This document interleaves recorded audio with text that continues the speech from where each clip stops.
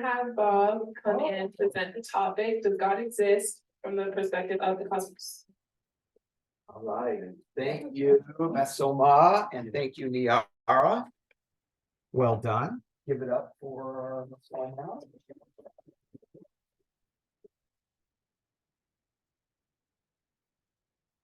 Joining us again. Who was here? Who's not here last week? Yes, Elijah and Chase. And what's your name? Zena, but you can just say Z. Z? Oh, I'm a Z too. Yeah, this is my last name. Starts with Z. What's your name? So what you say? Like people who want to hear? Were you not here last week? Yes, I'm Lisa. You're Lisa. Okay, welcome. And yes, sir. Robert here. What was your name? Mark. Mark. All right, welcome. And Lori. All right. The officer for Dr. Fifty, for DJ, she does a lot of the administrative work. All right, yeah, we're going to talk about one of the arguments for the existence of God. We're actually going to do three starting tonight. We'll do the argument for the existence of God from fine tuning in 2 weeks, and then in 3 weeks we'll do the argument for the existence of God from morality. So those three are kind of the bedrock arguments. There's more, but those are the three kind of solid arguments. All right. And also, the argument mentioned next week we're going to do an actual social instance. So to kind of kick off the move to CCC, we'll do a 6 o'clock social, and then we'll start the meeting.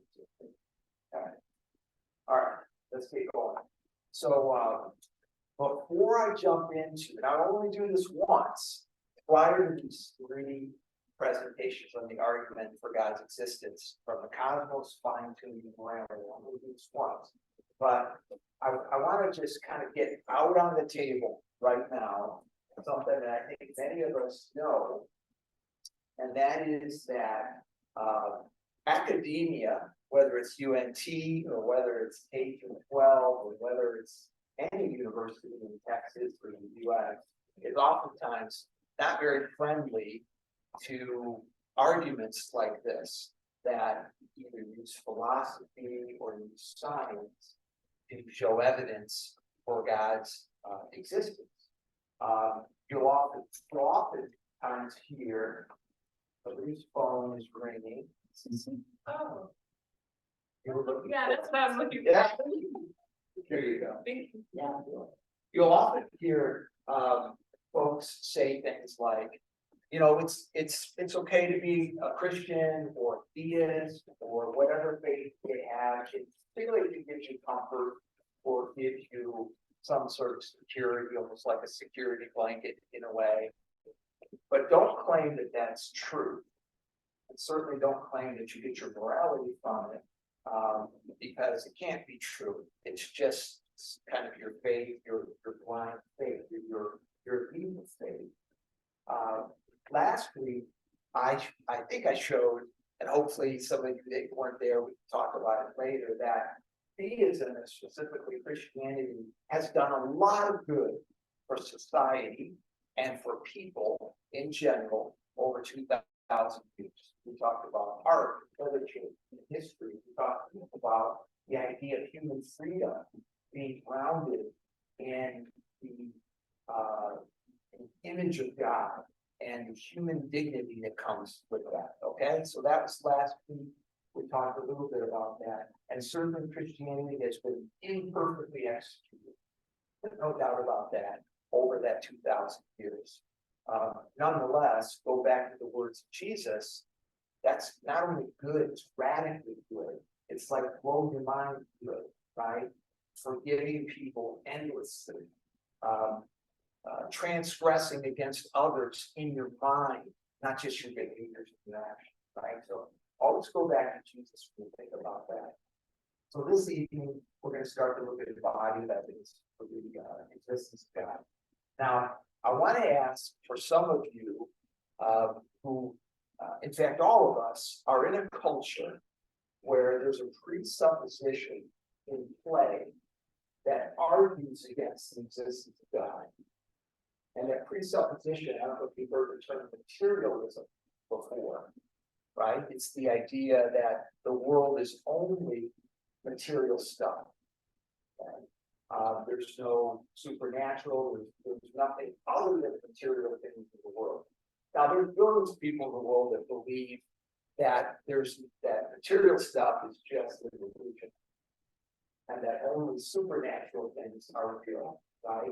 A lot of people believe that, but in the Western culture, it's promoted more often that materialism is true, and that anything outside of it is not true. You may have heard of popular books like The God Delusion from Richard Dawkins, where he said, in the universe that we observe has precisely the properties we should expect if there is no design, no purpose, no evil, and no good, nothing but blind, pitiless indifference. So that's, I'm not saying everybody believes Dawkins or everybody believes Hitchens. I used one of his quotes last week, but I am saying they're popular. Their books have sold in the tens of millions, and there's an ethos that kind of is in that same place, sometimes within the scientific community. Some of you have seen, or you may have been taught from Darwin's original book, published in 1859, The Origin of Species by Means of Natural Selection or the Preservation of Favored Races in the Struggle for Life. Now, some of you may not be aware that Darwin's theory of evolution is, I wouldn't say it's on its deathbed.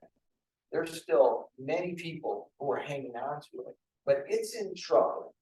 160 years later, the kind of evidence needed to support evolution it hasn't come forward like you might expect. And the more we learn through scientific methods, we've learned a lot in 160 years. Just the genetic code is one great example of things that it's learned. The more it casts a little shadow on Darwin's theory of evolution, which kind of began here, in this book. In fact, right before COVID, you may be familiar with the Royal Society. It is the Royal Society is a group of scientists. They started this in the 1660s, been around a long time. It's the oldest kind of scientific conference in the world. And they held a conference, and it was 2017, I believe. And the theme of the conference was to revise the standard theory of evolution, because they're realizing the standard theory of evolution is not doing so well. It's a huge admission that after 160 years or so, that it's a theory, it hasn't been proven. And it's a theory that kind of loses credibility the more we learn along the way. So a major overhaul is needed in that theory to stay credible. So materialism is the belief that reality only exists in material things. And I want to go into this so I can then ask you to, I'm going to be, real upfront. I want to ask you to kind of not be in this place if you're in this place, because you'll get a lot of use out of what I'm going to say tonight about the argument for the existence of God if you believe in materialism, and that's the only place that it can be in. Okay. Let's talk a little bit more about why I think this is so prevalent. Again, Richard Dawkins in his book Blind Watchmaker, he said, biology is the study of complicated things that just give the appearance of being designed. Okay, so it's an illusion when you see the design in biology, or when you see design in the world, or in genetics. That's just an illusion. You can't believe your eyes. And I think this Royal Society is starting to say, I'm not sure that we can continue to sustain that materialistic thought. Now, if I'm overusing Dawkins, I'll bring a quote from Jean-Paul Sartre. Every existing thing is born without reason, prolongs itself out of weakness, and dies by chance. That's another materialistic sort of philosophy about a world where we come from and where we're going to go at the end. Or Jerry Fodor. If it isn't literally true that my wanting, you have to stay with this. This is pretty deep. If it isn't literally true that my wanting is causally responsible for my reaching, and my itching is causally responsible for my scratching, and my believing is causally responsible for my saying, then practically everything I believe about anything is false, and it's the end of the world. So he's talking about the idea that materialism doesn't give us the sort of equipment or resources to even talk about wanting or to have rational thinking about causality. And then the last quote I take you to is Richard Lewontin. Now, he's a Harvard professor. I think he died in 2021, so not too long ago. But he gives a very honest assessment about where scientists are at today when it comes to materialism. He's an eminent geneticist, and I'll read a quote from his book. The book is called Evolution, a Scientific American Book. And you can see the excerpt I highlighted, but I'll read the whole passage and I'll stop to kind of highlight.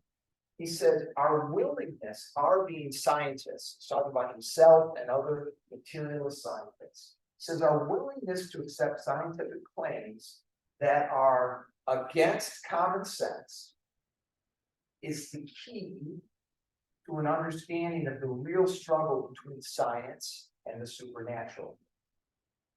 We, scientists, take the side of science in spite of the patent absurdity of some of its constructs, in spite of its failure to fulfill many of its extravagant promises of health and life, in spite of the tolerance of the scientific community for substantiated just so stories, because we have a prior commitment.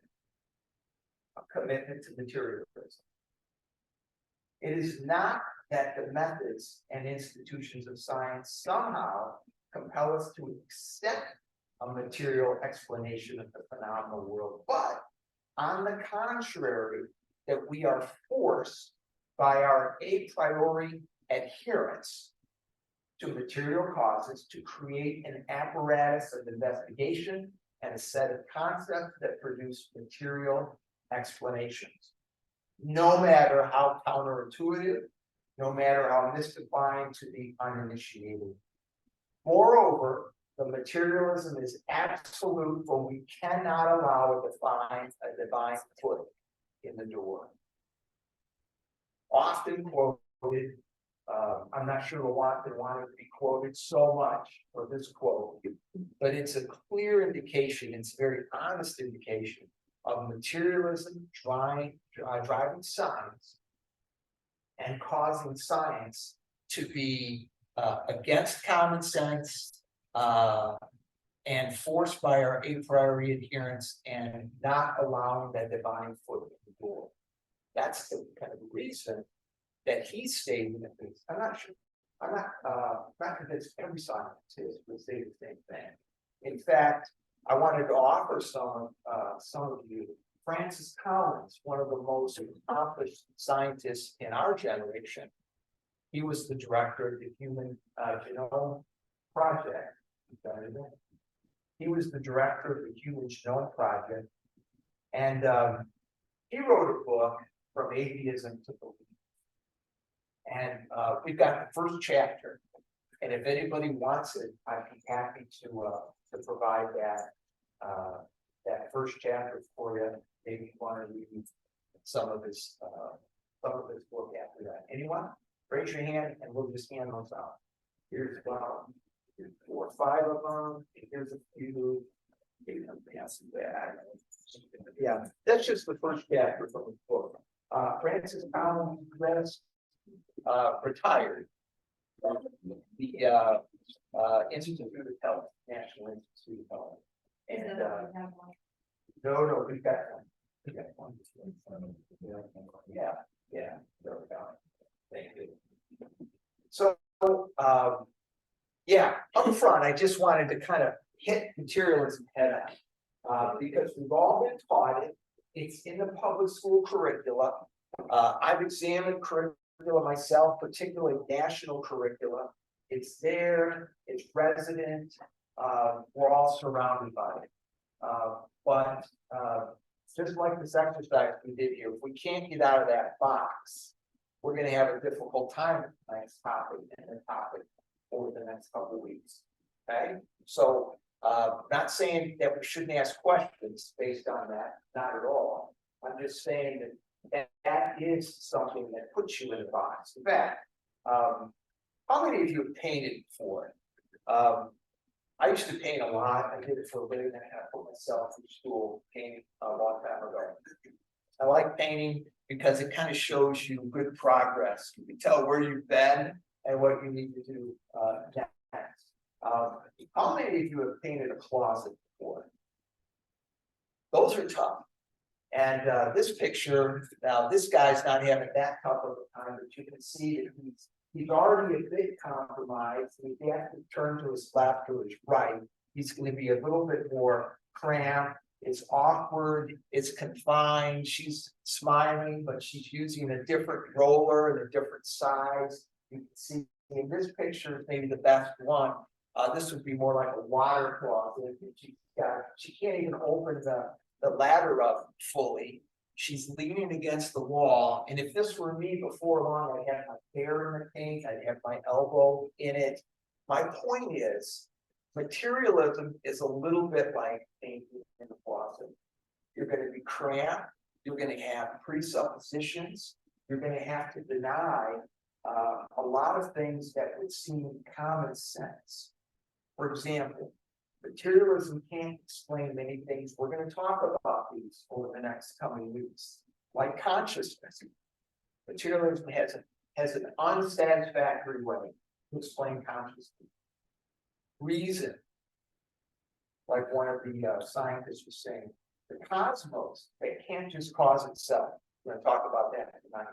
Materialism has a tough time explaining the fine-tuning of the universe. Objective morality, purpose, not just in life, but purpose in things. Even the existence of beauty and aesthetics cannot be adequately explained by materialism. All the explanations are just so stories, like Lewantin said. In other words, it's just so. So my appeals in this series on these guys, just open up your mind, don't paint yourself in a closet, and let's see where this can take us as we have this discussion. Okay? Before I move on, though, any discussion or comments on anything I've said thus far about materialism or scientists, science in general? Okay. All right. I just want to make sure we don't see everything as an illusion, when in fact we can say things are real. Like love is real, numbers are real, mathematics is real, right? It's not an illusion and it's not material. Consciousness is real. Okay. All right, let's move on. So what I'm going to do is talk about the cosmological argument. We call it the Kalam cosmological argument because Muslims really worked this out well in the 16th century. And the most famous practitioner of this argument today is the philosopher and apologist, Dr. William Lane Craig. He's the one who kind of brought the Kalam name in basically giving respect to the Muslim deists who developed this years ago. All right, let's get into it. This is not that complicated, so I'll be out of this in a minute. We can start discussing. So the term syllogism is not an everyday term. Some of you have heard syllogism because we've talked about it before in different settings. But syllogism, it just means it's a deductive inference where you have two or more premises and a conclusion. It's a logical way to kind of think through things, and it helps us define so we can have a good discussion. And it helps you remember too for the future. So I'm going to show you a syllogism right now. Okay.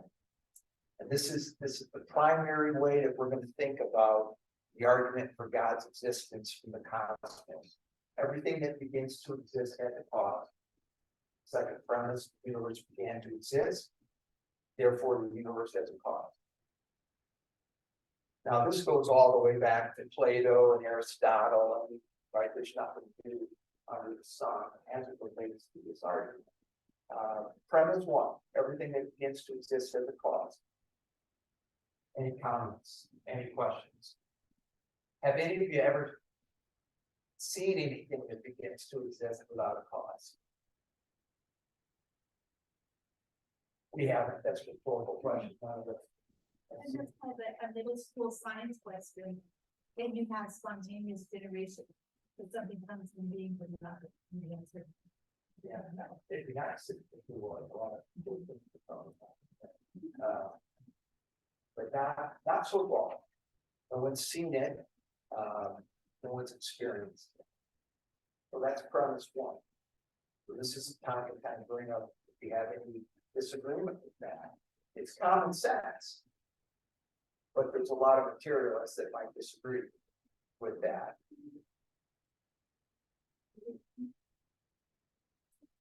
Yeah, no, please.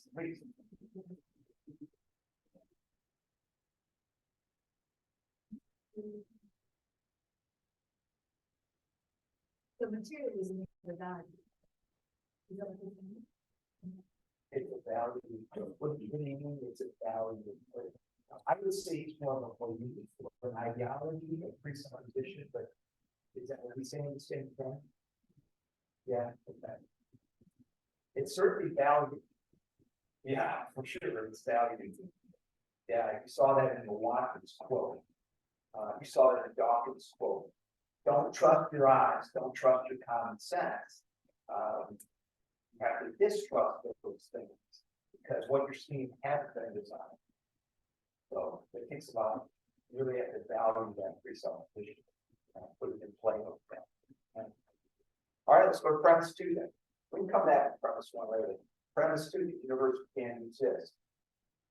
Now I've got some evidence for that, but that's the ironic thing here is that's pretty much taught in all of our public education.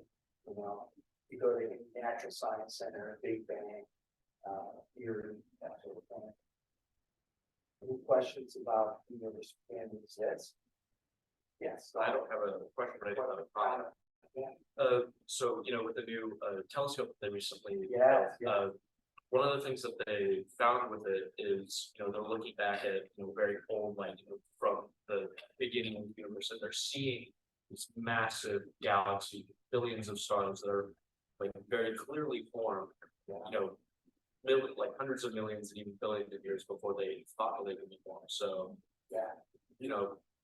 that kind of really challenges the idea of not only how old the universe is, but if it even had a beginning. Yeah. So they're able to, sort of challenge. There's like, challenge the idea that the universe even began. Yeah. That there is an argument to be had that it has always been. There was. Yeah, I've read the same thing.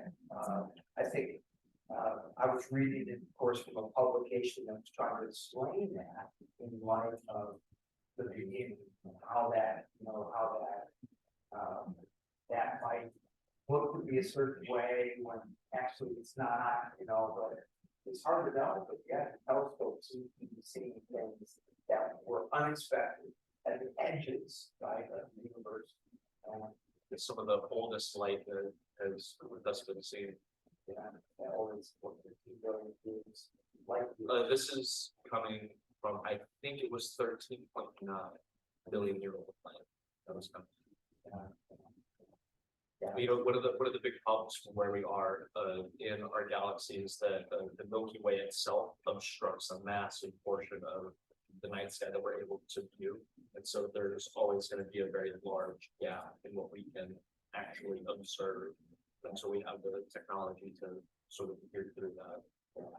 The article I read on this discovery, it's really significant. Seeing these, they're sort of like they're more mature than we would thought this to be. Or are they less mature? I can't remember. The discovery. Is the planets were less mature or more mature on the edge? A lot more, not even just planets, but just whole galaxies that should from the model of physics that we had at the start should not have been able to exist the way that they were with the maturity of. The article I read said, that's interesting, new information, new data, but it probably doesn't outweigh what we think we know about universe having, through general relativity, through radiation, through the surge, galaxy speed, this kind of thing. But it's a piece of evidence. It definitely challenges, the current model of physics that we have. The interesting thing about physics and mathematics is that it's incomplete. We don't have a complete model of everything that goes on. Sure.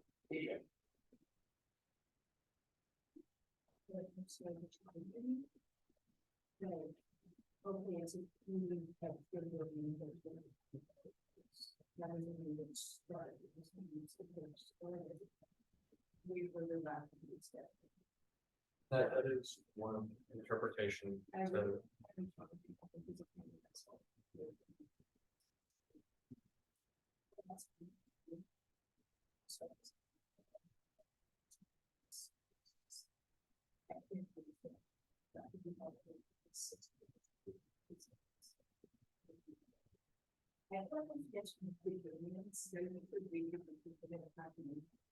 At 2 billion years or 15 billion years, whether or not it's struggling. Okay, billions, that's a lot. So how far back it goes doesn't really present. Like we went from 1,000 years, people can over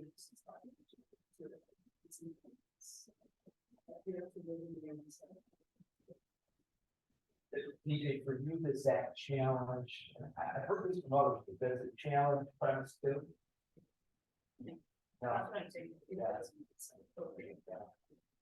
There's some that are wondering about it, so it's out there right now. So, I've heard that like the beginning of the universe, like we can also see that the universe is expanding. And then I've heard that the universe is a theory that is really expanding and contracts, and then that's the Big Bang or whatever beginning of the universe. So yes, like this universe was saying had a beginning, but it's perpetual cycle, explosion, expansion, and contraction. Has been going on for eternity. Yeah, I've heard that too. My understanding is just like, say, the metaverse, that's an idea. And maybe it's a theory or a hypothesis, but I don't think that there's a lot of evidence behind it. It's maybe just a theory that, hey, if that were true, then that might explain why we see the beginning of the universe that just keeps repeating over and over again.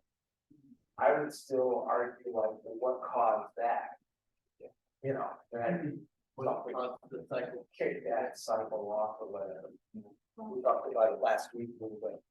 Like, Dalton, you mentioned that theory last week, and it's so fun, like, I read it and I was like, okay, this is very interesting, it's new, I never heard of it before. And I took Jen from the thing, I don't remember, I looked up like a minute, like, what this word means, I forgot what it meant. But I guess like the only opposition to that was like problems with entropy, which is like, entropy, which is like, like the theory of like randomness and like disorder, whatever it is. Yeah. So I guess like that was like the only opposition of like it coming in and like the entropy and stuff like that, because entropy doesn't decrease. I guess so that's like I think that's what I've heard so far, the only opposition. But I think it's a fun theory. I've heard it before, very interesting. I actually read articles. I know we don't read, but that was very interesting. I read them. So thank you for introducing me to that. Yeah. I think it's fun to hypothesize, and that's what science is all about, creating hypotheses, but we have to remember too, that the hypothesis isn't evidence, right? Or things we may see in the movie or science fiction, it's not evidence, but it's fun to think about it, and it may be investigation in an area, that's how we get to discover. And I think it does fit in with what you were saying earlier about materialism, because if you only accept the material world, then you have to come up with some kind of theory that excludes God. And so there are many, whether it's whether it's this or others. But I think that a lot of times the motivation is trying to find some kind of answer where you can keep the materialistic worldview and still be at peace with the fact that this syllogism is out there. Yeah, if what Dawkins said, we want to hang on to this materialistic idea. Absolutely, you have to keep searching for things that allow that. That's not society. Let me go to an acronym that can help you remember evidence for number 2. Okay, and it's SURGE, SURG. So the first letter is S for the second law of thermodynamics. So that's the law that talks about entropy, that all usable, you guys know this better than me, those that are in science, all usable energy is increasing. There will be a heat death someday where usable energy is expended in the universe. No one knows when that is. There's all kinds of theories. Hard to know. But if there is a, well, not if, the second law of thermodynamics says that the universe is running out of energy. If you rewind the clock, usable energy, rewind that clock, then there's a beginning when there is complete usable energy, right? Its entropy says we're losing usable energy, so rewind the clock. There's a point at which we have complete usable energy. I think it's a cool thought because it's a universe with no entropy, no breakdown, no loss of energy. That's kind of cool to think about. The loss of energy you can immediately. It does. Yeah, I mean, less than milliseconds, right? So anyway, that's so the second law of thermodynamics really indicates that there was a beginning. Okay. U is the universe is expanding. Somebody said that already. The universe is expanding outward in all directions, right? And so reverse that, and you come to a singular, this singularity. So that's another piece of evidence where the universe existed because of the expansion of the universe. Just raise your hand if you have a question. R is the radiation from the beginning state. The radiation thing is really cool. You guys know I'm not a scientist. Penzias and Wilson won a Nobel Prize for this in 1965, and they used the Hubble. No, that's 1965. They used a different kind of telescope to see the radiation reactor effects. 1965. They won a Nobel Prize for that cosmic radiation, or cosmic background radiation. It's the radiation that was left over from the initial, call it a bang. We would say, or I would say, if there's a big bang, there's a big banger. But whatever happened there's some radiation left over. And that's the R in surge. Alright? G, somebody, and TJ, I may look for you here or someone else. This one is tough for me to explain, but we call it galaxy C. And this is the one where in 1992, very precise temperature ripples, and I think this may have come from the Hubble telescope in 1992, first time they saw it. The ripples show the after effects of the beginning, i.e. the bang. Stephen Hawkins called this the most important discovery of the century, if not of all time. Stephen Hawking was so impressed with these galaxy seeds that we're able to see ripples. Smoot, the project leader on this, he said, if you're religious, it's like looking at God. So if you're interested in galaxy seeds and the ripples that show a beginning of the universe, you can study that more. That's the G in surge. And E, who can guess what E is? A guy with white hair. Einstein, right?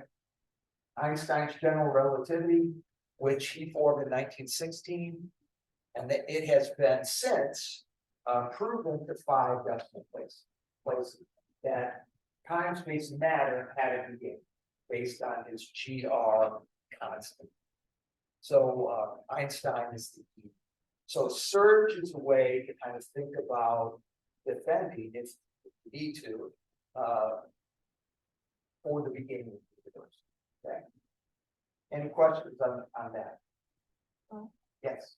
What is the constant of it? Is like the probability or something? You mean general relativity? Yeah, that's in the 5 decimal point. So I'm way the deep end of the pool here. TJ, general relativity, Einstein's GR. It's basically looking at gravity and helping to explain. Take it from there. It's right. Gravity comes into play when I understand it's hard.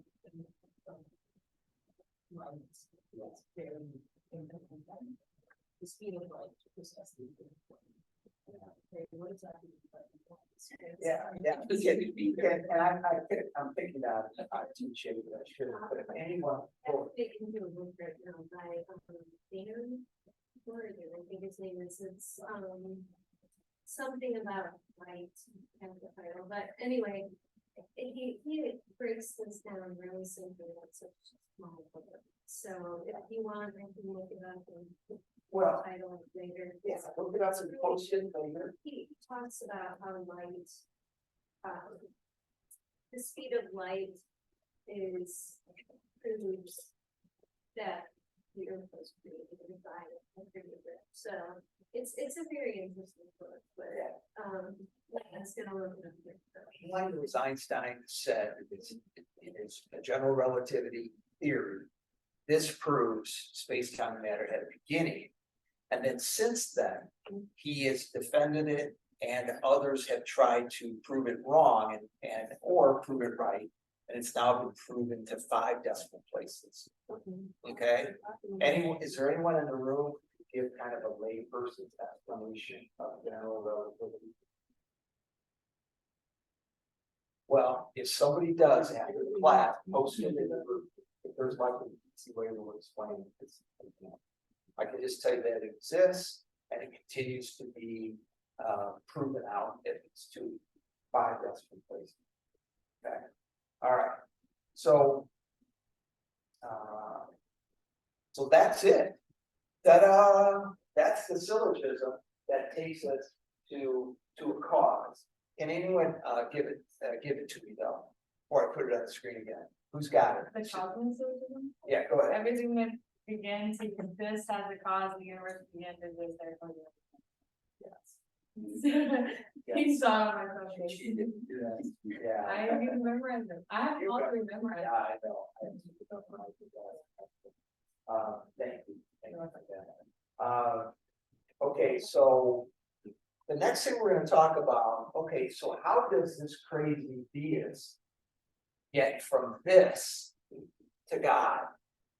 Okay, we're gonna go there next, but before we go there, anything left in terms of the syllogism? Right, everything that begins to exist has a cause.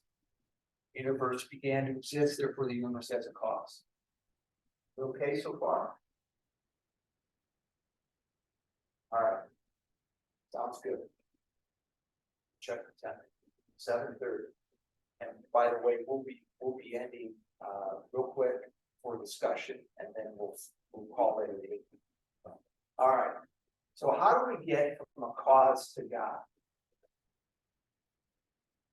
Anybody have any ideas? I guess it's just like the general idea that if everything has a cause and the other cause it can't be a part of time, space, and matter, whatever, and that is a line with Okay. general definition. Why would that be a God and not some? Excuse me, why would you repeat what she said? We didn't hear it. Oh, okay. Niara said, go ahead, say it. Oh, I said, like it's like the idea that like if something has a cause, then whatever caused it has to be outside of it. Like they say like, whoever created a chair wasn't in the chair when they created it outside the chair. And so we're talking about like the universe, since the universe is made out of time, space, and matter, whatever caused the universe has to be outside time, space, and matter. And yeah, So the definition of God, if we say God is the cause, then that entity, which is outside of time, space, and matter. So then we would say that's part of the definition of God. Something, someone that's outside time, space, and matter. Okay, I agree with that. What do you need? Thoughts, comments on that? Yes, sir. Materialism and atheism are still. Say that again. Materialism and atheism are still. So, Materialism, atheism, atheism. no, they're not the same. They're not the same. Materialism is the belief that everything, so when we look around us and we say, why is there something rather than nothing? Well, everything exists because of material causes. So even though there's no explanation today, a materialist would say that someday we will find the cause of the universe. And it will be a material cause, not a non-material cause, not like a God or something outside of material. A materialist would say that life began somehow from non-life, a material cause. But an atheist generally just is saying, I don't believe in God. So a lot of times those two go together, but it doesn't have to be. Anyone else comment on that? Yes. Yeah. So I did want to bring up an idea that scientists try to use in order to explain how the universe had a cause that's outside, explaining that God made it. And it's essentially the theory of the multiverse. That essentially there was another universe that spawned that's outside of this universe that spawned the universe that we're in right now. Yeah. I just went to Wikipedia, and kind of what it writes about the multiverse is, although some scientists have analyzed data in search of evidence for other universes, no statistically significant evidence has been found. Critics argue that the multiverse concept lacks testability and falsifiability, which are essential for scientific inquiry, and that it raises unresolved metaphysical issues. So it's just interesting how scientists have to go as far as to also looking for a reason outside of this is scientific realm in order to find their explanation for how this universe came to be. It's a really good example of a materialist mindset. It says, I've got to find some reason. And so I'm going to dream up. And it's a good imagination to think, okay, there's an infinite number of universes. And we just happen to be in the one that's appropriate for life. Now, we're gonna talk more about that, in the fine tuning for that in a couple of weeks. But yeah, it's a good example. Chase, did you have something to say? No, okay. All right. I Yes. was just going to say about your question, is it fair to say all materialists are atheists, but not all atheists are materialists? Because if you are an atheist, if you are a materialist, you by definition do not believe in anything outside of the material world. However, if you are so all materialists would be atheists, that there are plenty of atheists who do believe in the spirit world, but they don't believe in the creator of God. They're not atheists. Yeah. Sounds right, Rebecca, but I don't know. There might be some materialists that would have a way, a back door or a way around it. A little bit. I don't know. I don't know. Yeah.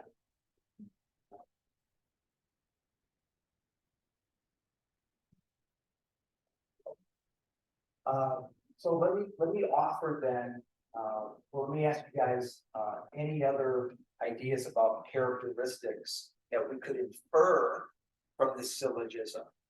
You gave us 3: outside of time, outside of space, outside of matter.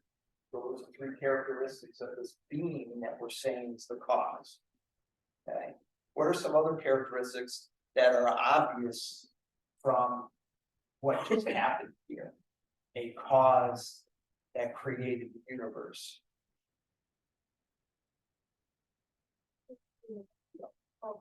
Very all powerful, very powerful, very powerful. All right, that'd be a 4th one. Very intelligent, very intelligent.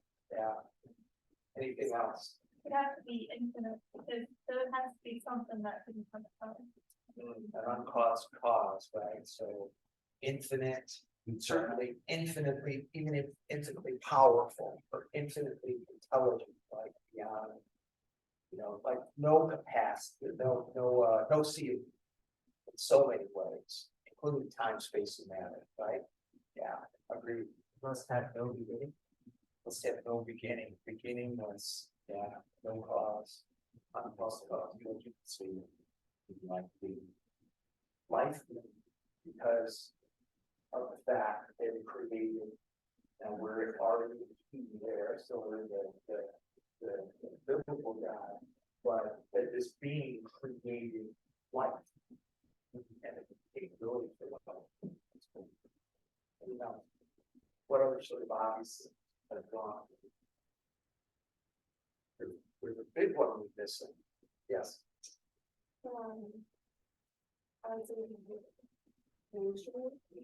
Yeah, that's what I was looking for. That's what I'm saying. Yeah. Purpose. So a being that made a choice.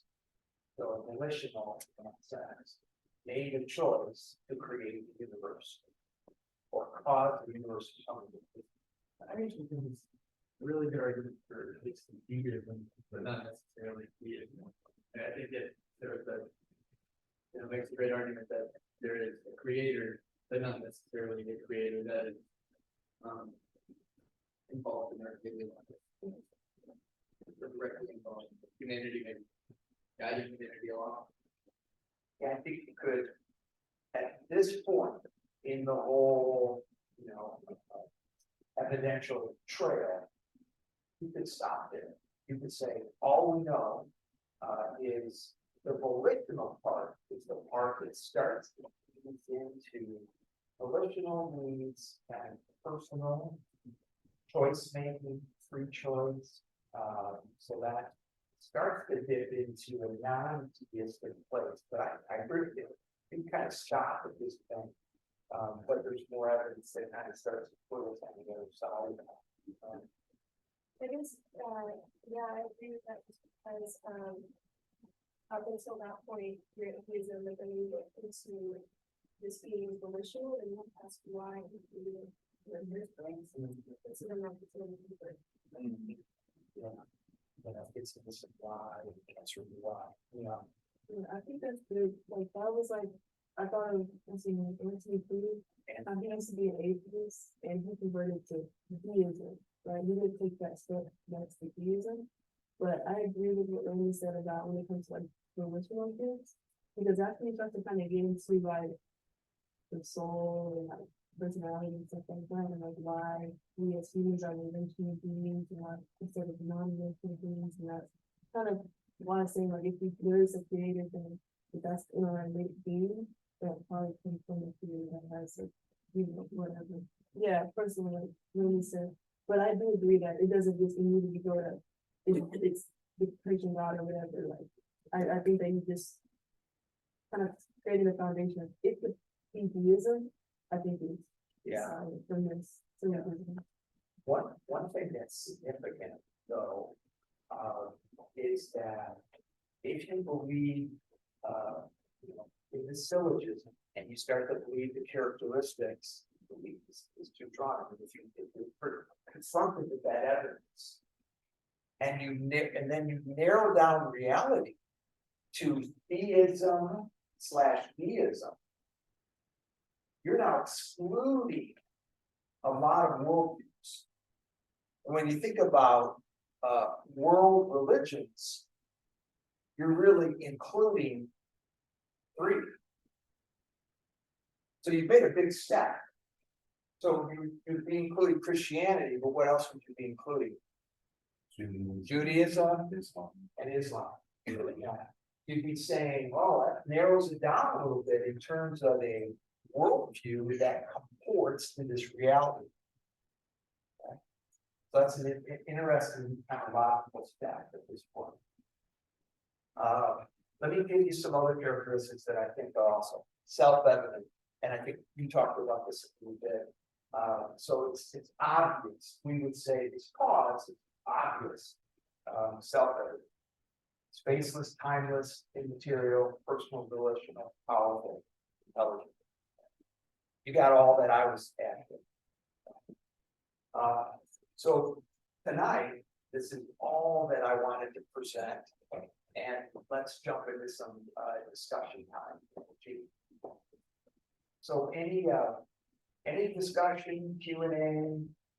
I do want to show you some resources in addition to this one. If you want to look at others, including Antony Flew, I'll show you his book, which is a good read. If you want to take a look at that as well. But any thoughts, questions, comments? We had a good discussion thus far. Well, let me show you some resources, and then we will we'll continue on, and you may ask questions. Let's see here.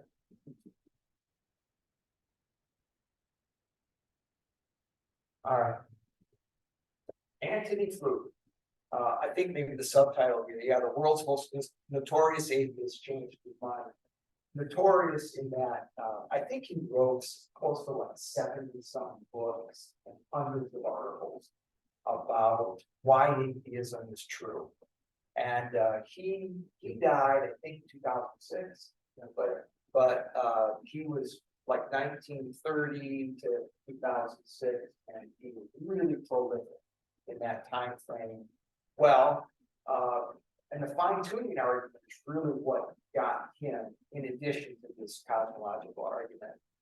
And this book is a good read. I would suggest it. I enjoyed it because he's just, you know, a guy at the end of his life who's saying, hey, I followed the evidence where it led, and this is now where I am, which is like shocking because of all the other work that he did. And he was, you know, he was attacked and crazy old man, you know, he was called a lot of things. But anyway, Antony Flew, he's a great example of somebody who followed the facts. Francis Collins, The Language of God.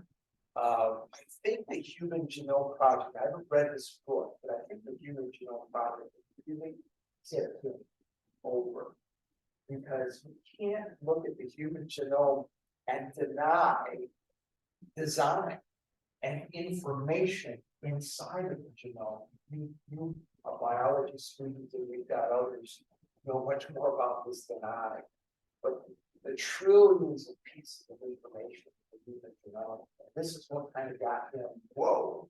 This isn't an accident, this doesn't just happen randomly. This book by Marcus Everling, he's a Brazilian scientist. He just came up with this about a year and a half ago. It's on my bookshelf and I've read it, but I really do want to read it. And I'd recommend it. Culturally, he's not, you know, he's not an American or European, he's got a different kind of point of view. It's really good. This book is designed by, in fact, Loftman and Glickson, we had them come and talk to us last semester. And this is a doctor and an architect who together are looking at the body's design. And the medical doctor talks a lot about irreducible complexity and things like that, which really tip them in a place of intelligent reality. Evidence for God, Dembski, Lacona, that's a classic. Stephen Meyer's new book, Return of the God Hypothesis. I mean, he was on Joe Rogan for 3 hours 2 weeks ago. Yeah, if you listen to Rogan, 3-hour interview. I've just listened to a bit of it. I want to listen to the whole thing, but I have to borrow my daughter's Spotify. It's really good, at least the 15 minutes. Rogan, Stephen Meyer, Return of the God Hypothesis. This is an older book, goodie, Philip Johnson, Darwin and Trial. I heard this guy speak when I was in Maryland. Anyone heard of John Sanford before? He's a geneticist. And the really cool thing about him is, if you don't like GMOs, you don't like John Sanford, because that's what he did for his whole career. He was figuring out ways to create a corn stalk that would defend itself against insects through genetic modification. Right? Throughout his whole career, he was an atheist and a materialist. And so he was believing that he could disrupt an organism, plant, and create mutations. And in his whole career, he never saw one mutation that was beneficial. And that got him irritated. Because if you believe in evolution, that mutations over billions of years of time and chance created stuff, created us, you gotta have some beneficial mutations. He never found it that bothered him. Then he studied the Y chromosome in the human cells. And anyway, it blew his mind what he found. I won't go there for another day and time. But he was able to look at mutations and then go back in time, and it blew his mind. He's now a theist and a Christian. I've got these books that I'll put in the group meeting, why does God hide from us? Because sometimes that's a part of this equation. Like, hey, if this God, you know, really exists, why does he hide from us? And does God exist? So these are some of the resources that I'll put in the group meeting, and some of the books may be useful for this job. Okay. And if you're not on the group and you would like to be, there's this sign up sheet over here. If you leave your name and number, then I'll have to get it. Yeah. Awesome. So that's all we got tonight is going back to this.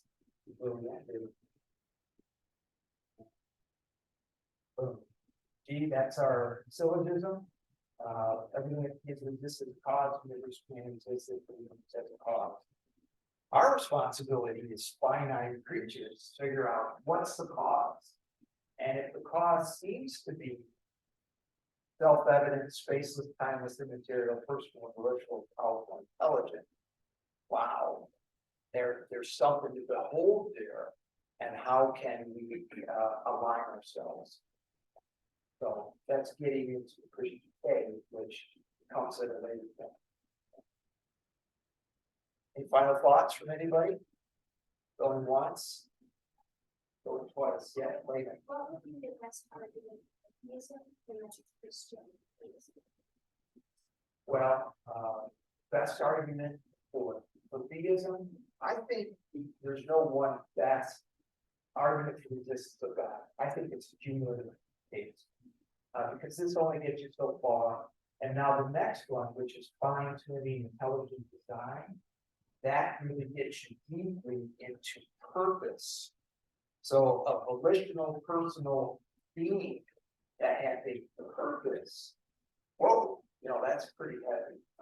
That's a cumulative case. And then the argument for morality is, oh, okay, this being seems to have implanted a moral sense in all of us.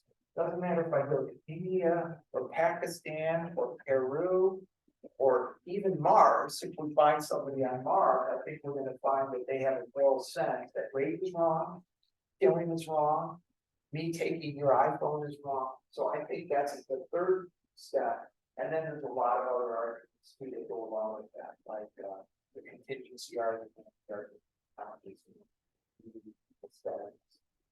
and then to get to Christianity, you gotta believe the Bible's true. You gotta believe it's the inspired word of God. And so you gotta know a lot about Israel, you gotta know a lot about the Bible, because at this point you have to believe miracles, because we already have a miracle that happened, right? And then go to Jesus' resurrection. In fact, thank you for teaming me up on this. I'm going to show you guys something of the Bible. This one. Christianity is strange. Amongst world religions, it's super strange. And one of the reasons it's strange is because it's testable. We claim it's testable. It's not just a blind faith, you just believe it and you hope it's true. And St. Paul, who wrote over half, maybe 2/3 of the New Testament in letters to congregations, he says it here in 1 Corinthians. If Christ has not been raised from the dead, your faith is futile. We are of all people most faithful. So, playing into your point, if that's not true, that Jesus Christ was actually raised from the dead in another miracle, forget it. I'm not a Christian. We're going to study that this semester. I think it's probably 6 or something. But that's to me that's the main way for why Christianity is true. Aside from the witness of the Holy Spirit, which is first and foremost. That answer your question? Yes. Yeah. Yes. So, but when we talked about the cosmological argument today, the syllogism explains or hopes to reason that there is an intelligent God who created the universe, but does not fully specify which God created. So what would be the next syllogism or next argument you would present to follow up with the cosmological argument? Yeah, I would go to, so if you get past all the arguments for God's existence, that if I'm understanding your question correctly, Yes. yeah, then I would go to, well, how do we know that miracles exist? And you guys have heard of Hume before, being this philosopher. Hume had a pretty strong argument that miracles are not possible. It's kind of a materialistic argument, but it's talking through these things and understanding, can miracles actually be possible? It's supernatural things be possible. That's the next place I go, because now you're building. If God exists, and this first miracle happened, and we think other miracles can happen, now we've got some building evidence towards the authenticity of miracles throughout all of the human history that's recorded all the way back to Abraham and Moses. So it goes specifically on miracles that are presented in the Bible. Well, those are the miracles that we have in recorded history. Granted, there are some other miracles in recorded history that may or may not be true. But if they don't exist, miracles don't exist, aside from this one, Well, again, all bets are off. Because if Jesus didn't rise from the dead, that's a miracle. So, So what kind of, like, what are examples of like things that people have looked into to record miracles? Especially like in today's kind of world. my favorite example, I'm reading a book right now on near-death experiences. And I don't know if any of you had a friend, a relative, or yourself with a near-death experience.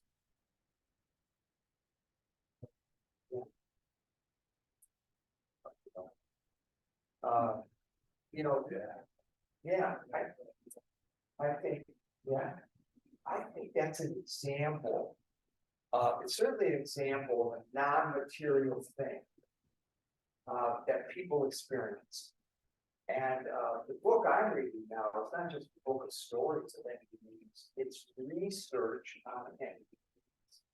From a scientist who's at a psychiatric hospital, and is talking to people along the way. And I think those are in the miraculous space because it's outside of material.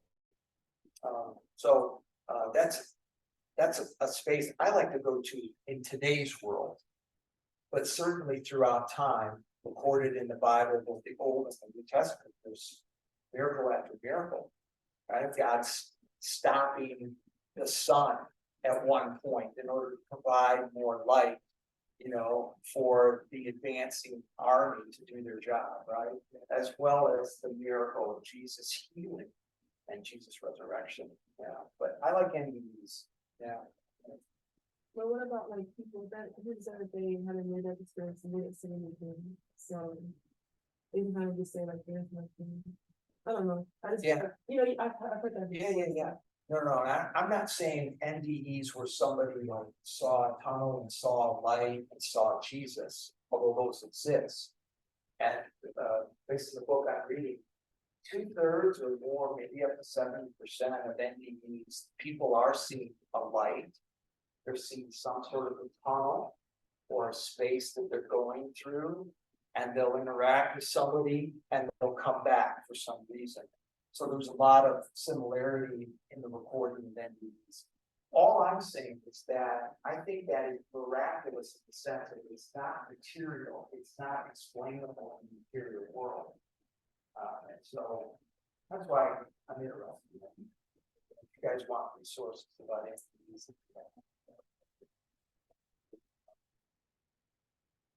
Whether it's Christian, it's not. It's affordable, or immediately in mind. It's one. When you start thinking about it, how this, I think that chunk start, and that same start is just an exceptional start. It lined up exactly. Store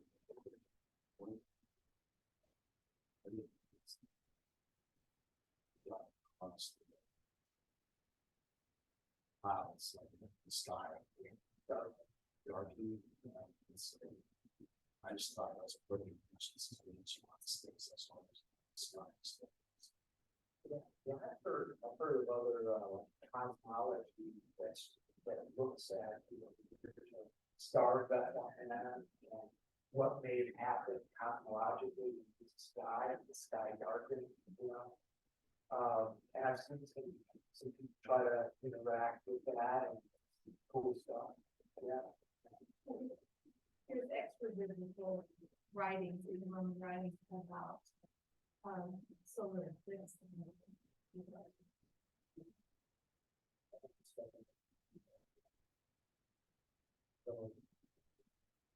Yeah, I think miracles are the next place I would go. And one of the things about the New Testament is it's a historical book. It's not a theological book as much. We talked about this just tonight. When we moved to that.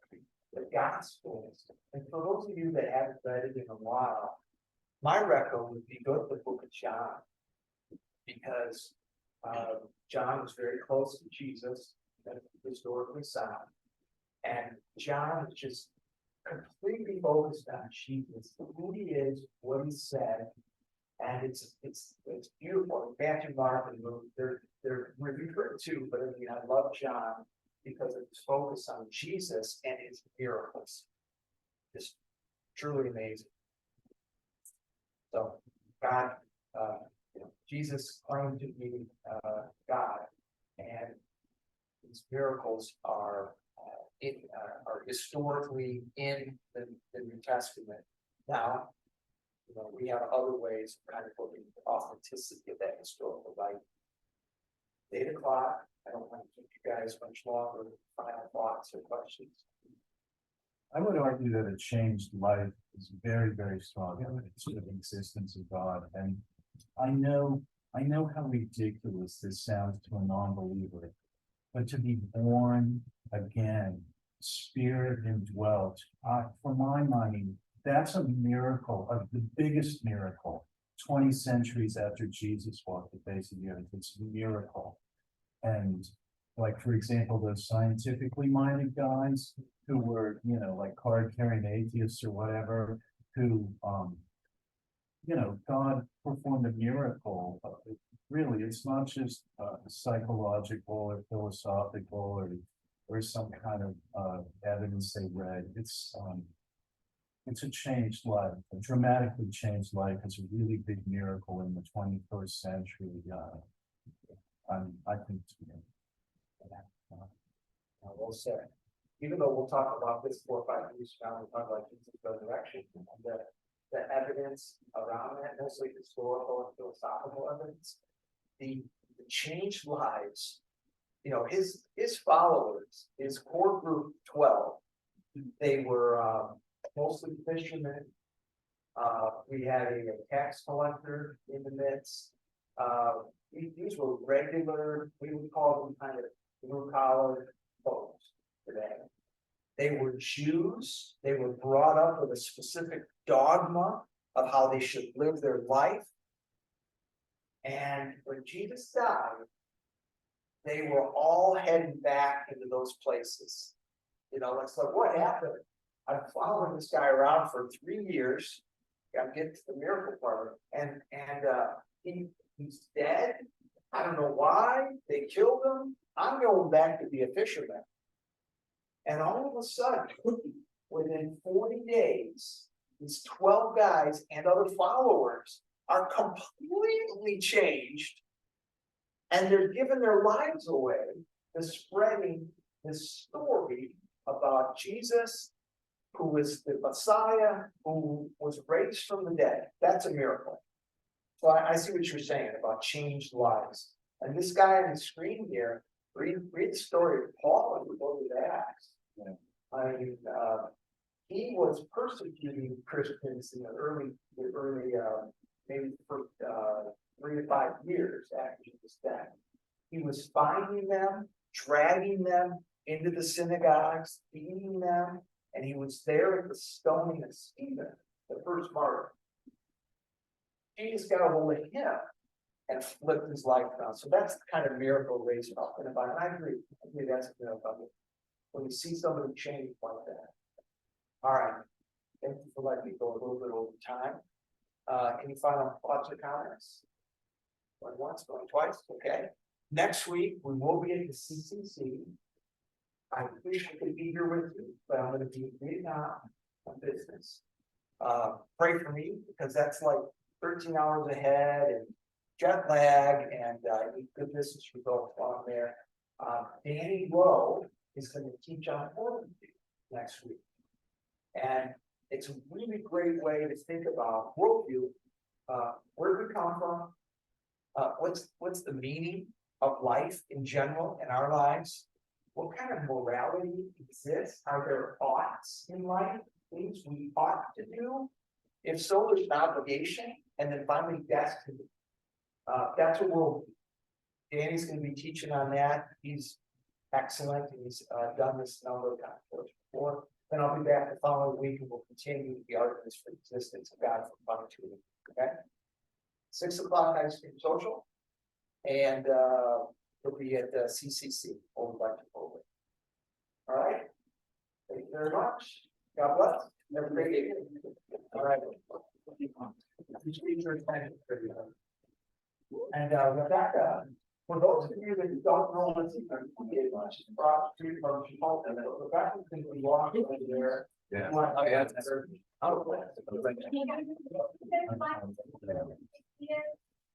Thirteen oh five was, oh, sorry. 1305 West Oak Street, Okay, 1305 was. right next to Burton.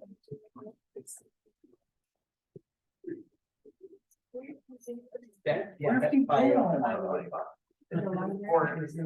It's the year road. I know. It's now got a whole other title with front. No, I see what's in it. But oh,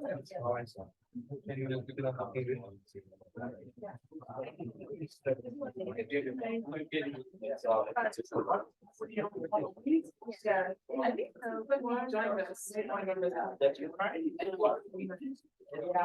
exactly.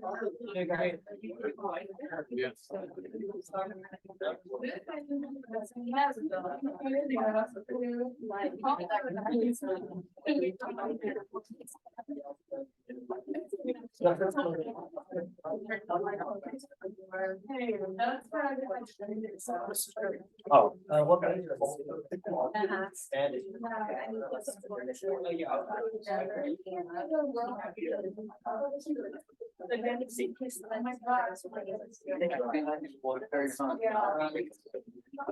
Yeah.